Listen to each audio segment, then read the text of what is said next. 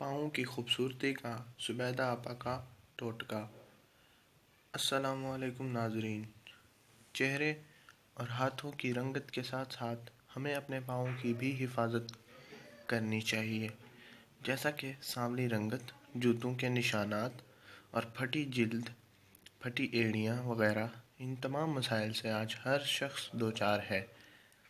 फटी एड़ियाँ चलने के काबिल ही नहीं रहती हैं। मौसमी असरात भी हमारे पाँव पर नुमायाँ असरात छोड़ते हैं। नाज़रीन, सर्दियों में पाँव जूतों जुराबों में महफूज रहते हैं, लेकिन गर्मियाँ आते ही खुले जूते इस्तेमाल करते हैं, इसलिए पाँव की जिल्द काफ़ी मुतासिर होती है। खुली चप्पलों में पाँव की जिल्द बुरी तरह मुतासिर होती है। खुली चप्पलों में पाँव पर धूप पड़ने से जूतों के निशानात रह जाते हैं, जो काफ़ी बुरे लगते हैं। नाज़रीन, इन तमाम मसाइल से छुटकारा पाने के लिए ज़ुबैदा आपा का एक घरेलू सस्ता और मुफीद टोटका हम आपको बताएंगे। ये टोटका बहुत आसान है, जिसके करने से आप अपने पाँव खूबसूरत बना सकते हैं।